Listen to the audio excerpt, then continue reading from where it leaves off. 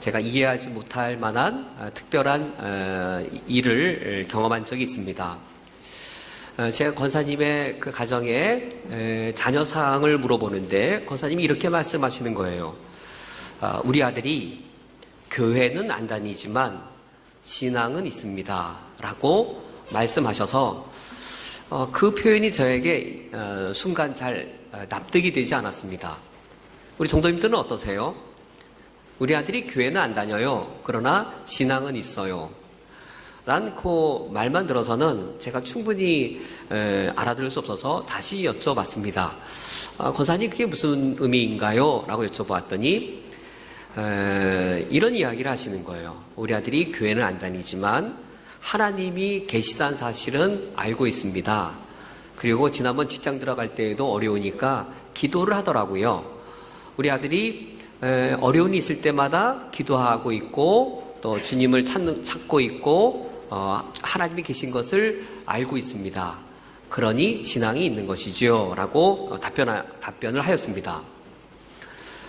우리 권사님의 이런 답변은 제가 한 가정만 경험한 것이 아니라 이제 또 다른 가정을 가서도 이와 거의 동일한 상황들을 경험했습니다. 우리 아들이 교회는 안 다녀요. 그러나 믿음은 있어요. 제가 왜죠? 라고 물어보면 하나님이 계신 것도 믿고요. 또 무슨 일이 있을 때마다 하나님께 기도도 합니다. 라는 이런 이야기들은 제가 한 가정이 아니라 결국 적지 않은 숫자로 만나본 경우들입니다. 정말일까요? 하나님이 계시다는 사실을 알고 그 하나님께 기도하면 믿음이 있다는 말 정말로 옳은 말일까요? 우리 성도님들 어떻게 생각하세요? 이것은 기독교 신앙이 아니라 종교성입니다. 이러한 종교적인 신앙 상태를 기독교 신앙이라고 우리는 말하지 않고 종교성이라고 일컫습니다. 종교성이란 절대자가 있다는 사실을 아는 지식입니다.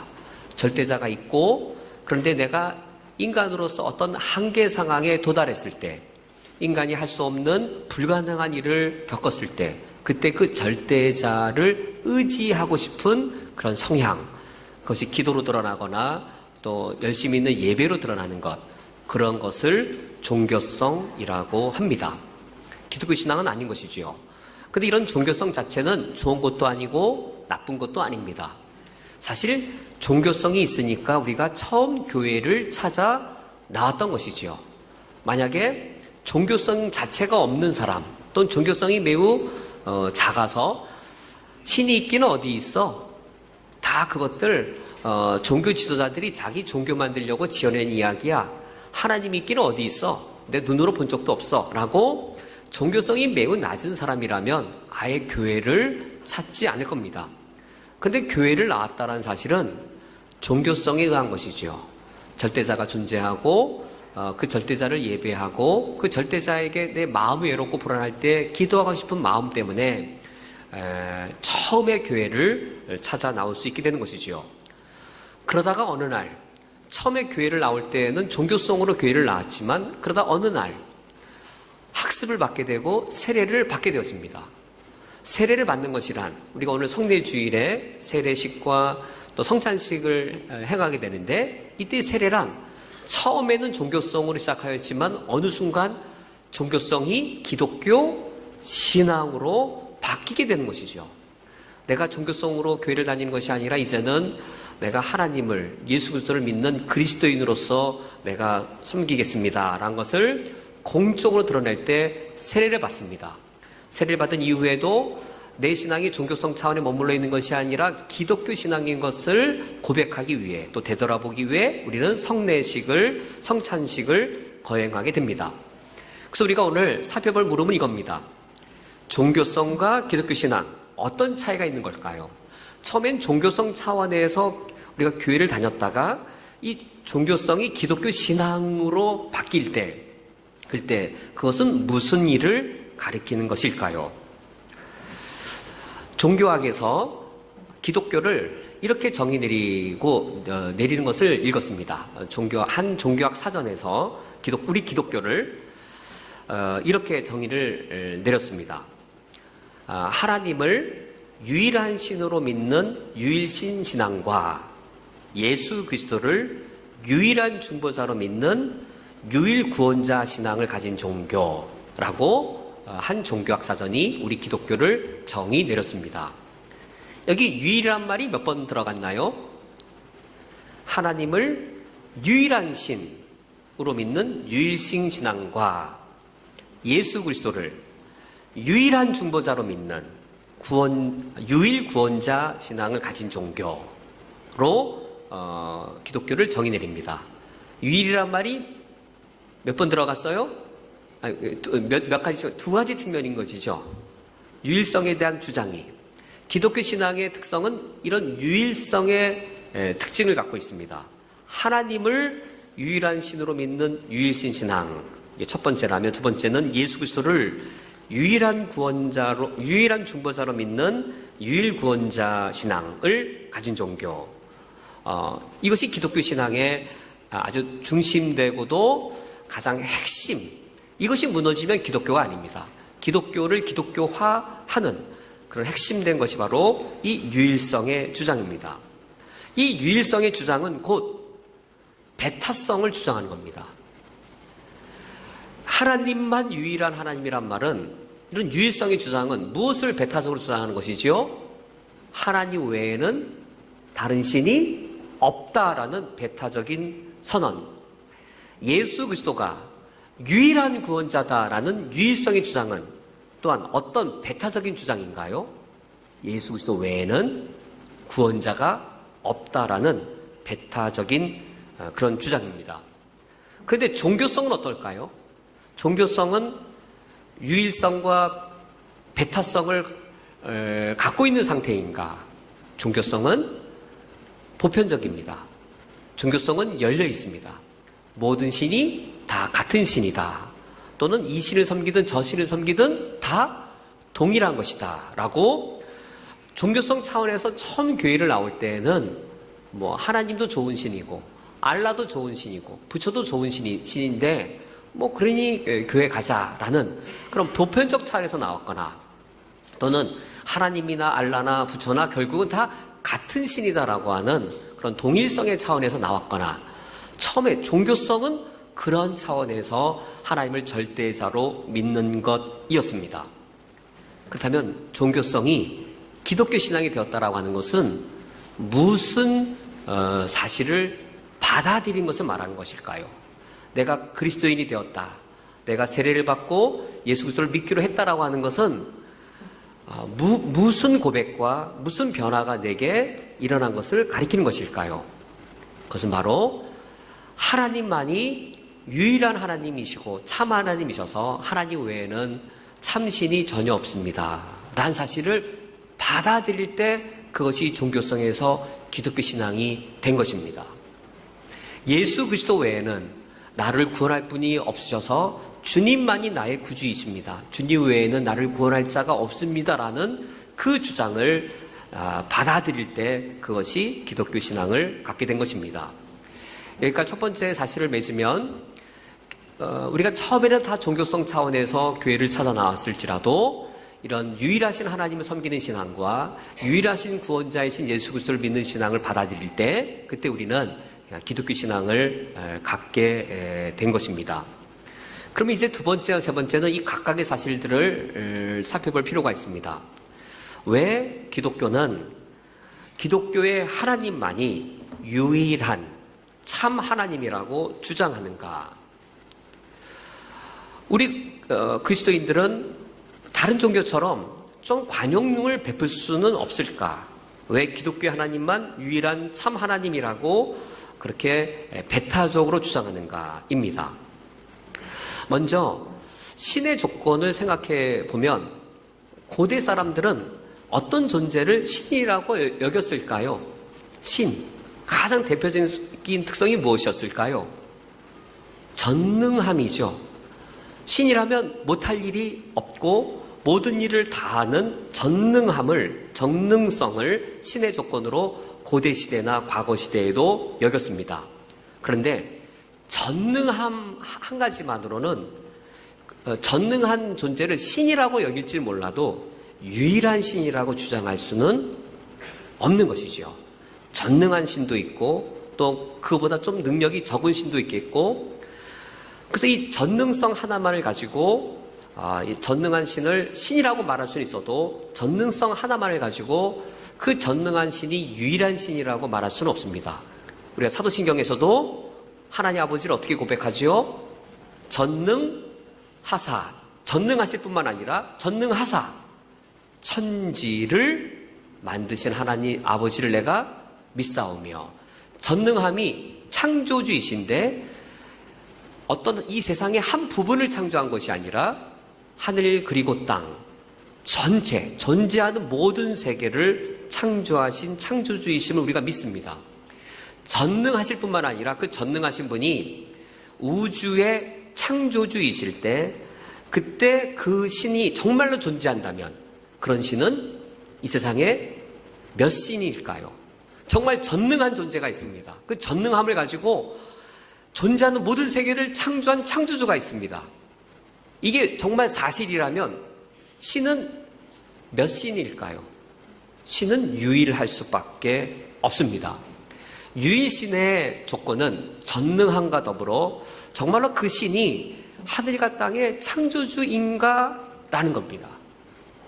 전능한 신이 하늘과 땅의 창조주라면 그 신은 분명히 유일한 신일 수밖에 없습니다.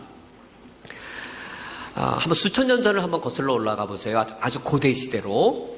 과거의 고대 사람들은 어떤 신을 섬겼을까요? 과거의 고대 사람들도 이 전능한 존재를 신이라고 여겼습니다. 한 5천 년 전으로 돌아가 볼까요? 5천 년 전, 그러니까 BC 한 3200년경 수메르 문명, 그러니까 우리가 현재 문명을 발견할 수 있는 가장 오래된 문명이 수메르 문명이죠. 뭐 문자라든지 유적을 통해서 우리가 발견할 수 있는 가장 오래된 문명은 수메르 문명이고, 또는 메소포타미아 문명이라고 또 일컫기도 합니다. 우리 이 땅에서 쿠웨이트에서 그다지 멀지 않은 곳이죠. 이 5천년 전에 BC 3200년경의 수메르인들은 가장 전능한 신을 누구라고 여겼을까요? 인간과 가장 멀리 있는 분, 인간이 걸어서 갈 수 없는 곳에 계신 분, 어떤 신일까요? 하늘신이었습니다. 수메르인들에게 하늘신은 가장 높은 신, 인간이 도달할 수 없는 가장 높은 곳에 있는 전능한 신으로 수메르인들은 믿었습니다. 하늘이 수메르어로 안인데, 하늘이란 안이 곧 신이었습니다. 그러니까 하늘이란 단어 자체, 하늘이라는 안이 하늘신의 이름이었습니다. 하늘과 하늘신이 분리되는 게 아니라 하늘이 곧 최고의 신이었습니다. 그런데 한번 이거 생각해 보세요. 전능한 신, 하늘신, 안이 있습니다. 근데 혹 그 하늘을 만든 창조주가 있다면 상황은 달라지지 않을까요? 이 수메르 문명을 무너뜨린 사람들이 아카드인이었습니다. 아카드인들이 수메르 문명을 정복하고 아카드의 문명을 갖고 왔는데, 아카드인이 수메르를 정복한 이후에도 여전히 하늘신은 최고의 신의 자리를 가졌습니다. 그래서 수메르의 하늘신이 안이었다면 아카드의 하늘신은 아나였습니다. 안에 아자가 더 붙은 아나, 안이 아나. 그러니까 언어가 비슷했나 봐요. 그래서 사람이 바뀌고 문명이 바뀌어도 여전히 하늘신은 최고의 자리에 있었습니다. 이 최고의 신은 신들 중에 신일까요? 유일한 신이었을까요? 수메르인들에게 이 전능한 신, 가장 높은 신은 유일한 신이 아니라 신들 중에 신이었습니다. 하늘신 안이 있었고, 그보다 낮은 바람신 엘릴, 그보다 낮은 달의 신 난나, 태양신 우투라는 이 신들을 수메르인들은 섬겼습니다. 그래서 고대인들은 여러 신들이 있는 것이죠. 하늘, 바람, 달, 태양, 여러 신들이 있고 그 중에 전능한 신을 최고의 신으로 여겼는데, 그런데 하늘을 만든 창조주가 있다면, 하늘신 밑에 바람을 창조한 창조주가 있다면 상황은 달라지게 됩니다. 하늘과 바람과 달과 태양을 창조한 창조주가 있다면 그 전능한 하나님은, 그 전능한 신은 몇 신일까요? 신은 유일할 수밖에 없습니다. 성경은 우리가 믿는 하나님이 전능한 분이기 때문에 유일한 하나님이라고 말하는 것이 아니라 우리가 사도신경에서 고백하듯이 전능하사 하늘 그리고 땅을 창조한 하나님이라고 고백하기 때문에, 창조주이시기 때문에 이 세상에 신은 유일할 수밖에 없는 것이죠. 근데 우리는 어떻게 창조주 하나님이 유일한 하나님이라는 사실을 우리는 어떻게 깨닫게 되었을까요? 우리가 깨달은 거잖아요, 우리들이. 한 2000년 전에 데살로니가라는 이방 도시에 사도 바울이 찾아가게 되었습니다. 데살로니가의 그 이방인들은 본래 우상을 섬겼습니다. 어느 날 바울이 전해준 복음을 듣고 그들이 우상을 버리고 하나님께로 돌아오게 되었습니다. 그 구절을 데살로니가 전서 1장 9절에 이렇게 말하고 있습니다. 너희가 어떻게 우상을 버리고 하나님께로 돌아와서 살아계시고 참되신 하나님을 섬기는지 너희가 사람들에게 이야기하고 있는 걸 내가 들었다. 바울이 이렇게 말합니다. 데살로니가 이방인들이 그들이 경험한 것은 우상을 버리고 하나님께 돌아오도록 그들을 변화시킨 그들의 경험은 이것이었습니다. 살아계시고 참되신 하나님을 경험한 것이었습니다. 살아계신 하나님의 반대말이 뭘까요? 죽어있는 고종된 신입니다. 하늘신, 바람신, 달의신, 태양신. 태양신전에 가면 태양신의 형상이 고정되어 있고 죽어 있습니다. 하늘신의 신전에 가면 하늘신이 형상으로 고정되어 있고 죽어 있습니다. 바람신도 마찬가지고 달의 신도 마찬가지입니다. 그리스의 파르테논 신전에 가면 거기에 비너스의 신전이 있을 것이고 그리고 제우스의 신상이 있을 것이지만 죽어 있고 거기 고정되어 있습니다. 그 신상 앞에 절하며 우상을 섬겼던 그들이 창조주 하나님을 어떻게 알게 되었을까요? 창조주 하나님이 유일한 하나님이라는 사실을 어떻게 알았을까요? 살아계시고 참되신 하나님이었습니다. 하나님이 창조하신 바람이 살아있잖아요, 바람이. 그런데 그 바람을 하나님이 창조하셨는데 우리가 바람이 움직이는 것을 보면서 바람 신을 아는 게 아니라 바람을 창조하신 창조자 하나님이 나를 사랑하신다는 것을 내가 경험했잖아요. 태양이 뜨고 지는 것을 보면서 하나님을 몰랐을 때에는 태양을 두려워했고 태양을 신으로 섬겼는데 태양의 창조주가 있는 걸 내가 알게 되었어요. 근데 태양이 뜨고 지는 게 하나님이 날 사랑하셔서였어요. 나에게 아침을 주기 위해 태양을 뜨게 했고 나로 하여금 밤에 잠을 자게 하기 위해 태양을 밤에 지게 하는 것이었죠.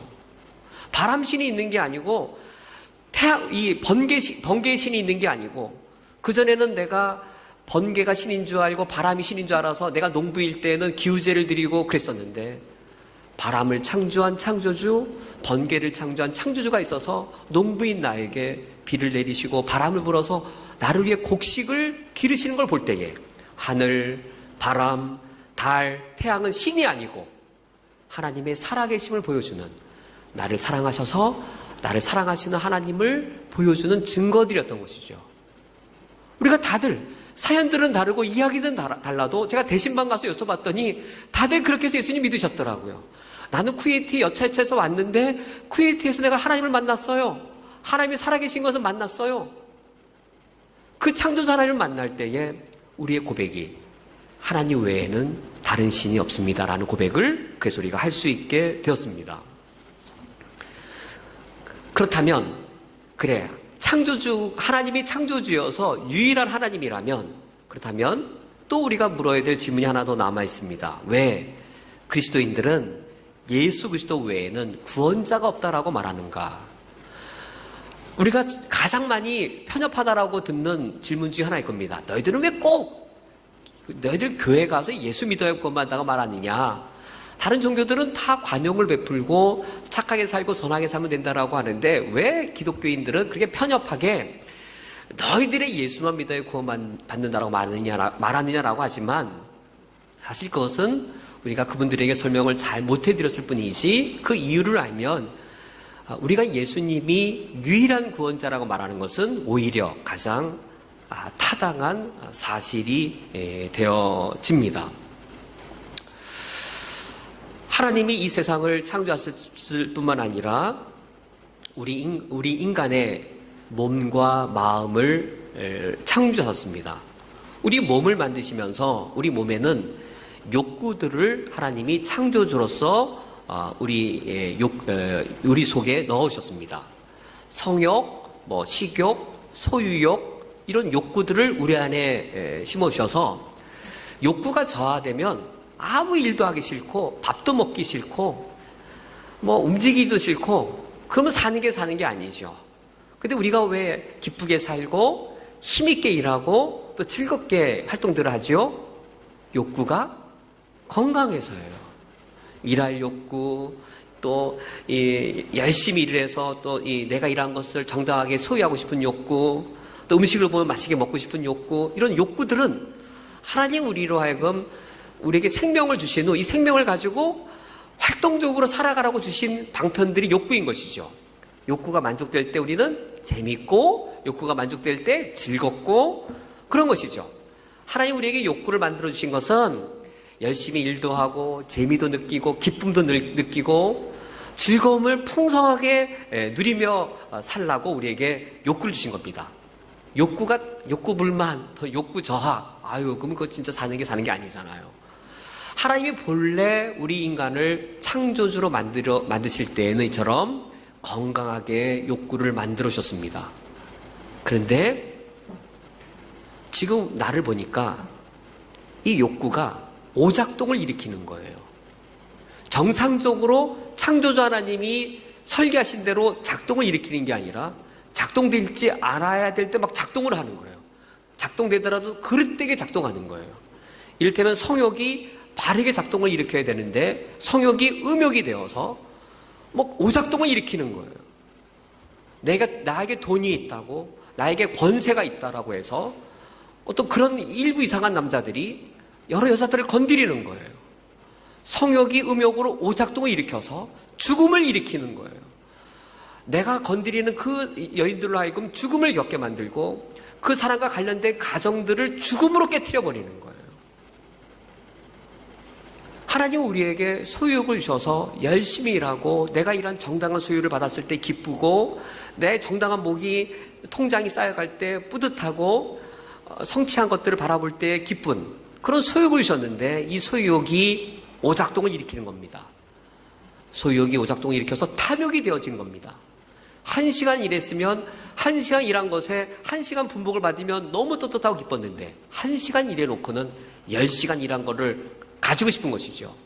내가 일하지 않은 9시간의 그 분량을 남의 것을 빼앗고 탈취하고 착취하는 것이죠. 그래서 나의 탐욕을 체험으로 죽음을 일으킵니다. 가난한 사람을 더 가난하게 만들어서 죽음을 일으킵니다. 아버지가 가난해서 그 가정이 어려움을 겪도록 죽음을 일으킵니다.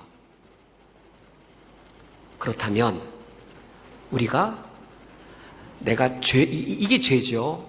성경이 말하는 죄와 죽음이 이거예요. 성경이 말하는 죄와 죽음은 여러 가지 우리가 단편적으로 생각하는 것도 포함되지만 하나님이 창조하신 그대로 우리가 작동되지 않고 그것들이 오작동을 일으켜서 죽음이란 결과를 일으켜 오는 것, 이것이 성경이 말하는 죄와 죽음인데, 이런 우리가 정말 구원받아야 되지 않을까요? 본래 하나님이 창조하신 대로 우리의 욕구들이 건강하게 정상적으로 작동하기를 원하지 않으세요? 어거스틴이 하나님의 도성일지, 저도 지금 머리가 돌이 되어 가고 있습니다. 책을 읽은 지 오래돼서 하나님의 도성인지 고백록인지 제일 마지막 장에서 천국을 그렇게 노래를 해요. 천국이 어떤 곳일까? 어떤 곳을 천국이라 생각하세요? 어거스틴이 그렇게 말합니다. 천국이란 내 영혼이 더 이상 죄악을 갈망하지 아니하며 제약된 것을 즐거워하지 아니할 때입니다. 내가 하나님 나라에 이르렀을 때 의로운 것을 기뻐하고 하나님 보시기에 죄악된 것을 나도 싫어하며 더 이상 죄가 내 욕구를 다스리지 못하는 상태입니다. 나도 하나님 나라에 하나님 도성에 이르게 되어지면 더 이상 음욕이든 탐욕이든 죄악된 것이 내 욕구를 사로잡지 못할 것이며 하나님이 원하시는 즐거운 것들이 내 영혼을 사로잡을 그것이 하나님 나라인데 그것을 바라봅니다. 정말 그러고 싶지 않으세요? 정말로 더 이상 제약된 욕구가 내 욕구를 다스리지 않는 그 제약된 욕구로부터 완전히 자유롭게 되어지는 그게 하나님의 나라고 그것이 하나님의 도성인데 이게 구원받아야 될 우리의 필요성이에요. 왜 예수님이 필요할까요? 왜 내가 구원받아야 될까요? 구원받는 것이란 무엇일까요? 이것이 바로 구원인데 그렇다면 누가 이런 나를 구원할 수 있을까요? 하나님 본래 창조하신 나의 욕구와 나의 이 내면들이 뒤틀려져서 오작동을 일으키고 그래서 나도 죽음을 겪고 나로 인해서 여러 사람들을 죽게 만드는 이것으로부터 내가 구원받아야 되겠는데 내가 그런 구원받을 필요성을 알았다면 누가 나를 구원할 수 있을까요? 구원주란 누가 정당한 자격을 갖춘 자일까요? 만약 현대자동차가 망가졌는데 삼성자동차 대리점에 가서 고치는 곳에 가서 부품을 갈아달라고 하면 뭐라고 말할까요?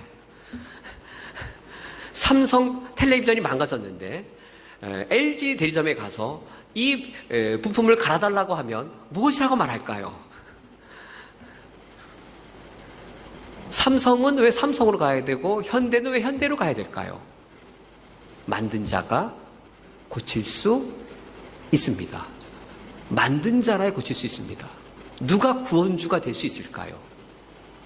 창조주라야 구원주가 될 수 있습니다.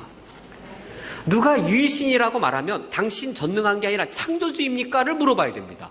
누가 구원주라고 말하면 당신은 얼마나 사랑이 있습니까? 당신은 얼마나 전능합니까?를 묻는 것이 아니라 그러면 당신이 구원주입니까?를 물어봐야 됩니다. 창조주입니까?를 물어봐야 됩니다. 요한복음 1장을 보시면 태초에 말씀이 계시니라.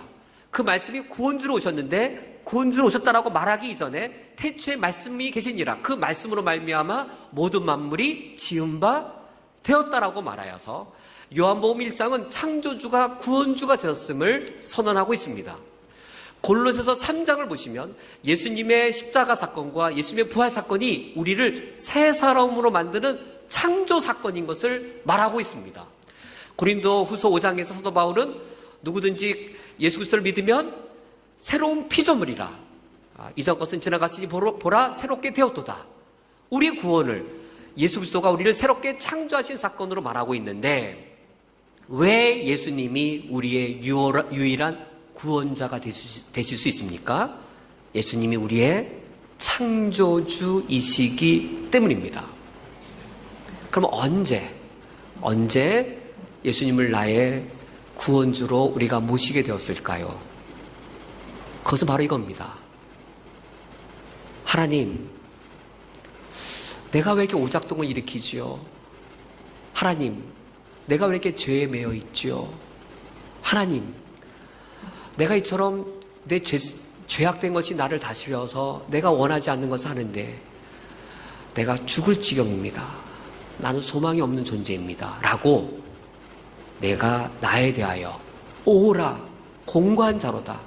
누가 이 사망의 몸에서 나를 구원해 내라라고 탄식할 때 그때 창조주 예수님이 나의 구원주로 믿어집니다. 그 탄식이 있을 때예요. 그 탄식이 없을 때에는 십자가 사건을 봐도 그것이 그냥 기독교의 교리로만 보여요. 그러나 오라 나는 공고한 자로다. 이 죄악된 몸에서 죄의 노예가 된 이 몸에서 누가 나를 구원하라라고 내 자신의 죄악됨을 알 때에 예수님의 십자가와 부활 사건이 나를 새 사람 만드는 재창조 사건인 것을 알게 되어서요. 그래서 우리가 그 사실 이후에는 예수님 외에는 나를 구원할 자가 없다라고 예수님이 나의 유일한 구원자라고 우리가 고백하게 되어집니다. 오늘 말씀을 맺도록 하겠습니다. 우리가 오늘 성례주일을 지키면서 우리가 세례식을 그리고 성찬식을 거행하게 되어집니다. 우리가 처음엔 다 하나님이 나의 유일한 하나님, 예수 그리스도가 나의 유일한 구원자이심을 모른 가운데 주님께 나왔지만 성령께서 그 사실을 깨닫게 해주셨습니다. 우리가 이후에 하나님만을, 예수 그리스도만을 섬기고 의지하는 삶을 살 수 있기를 주님의 이름으로 축원드립니다.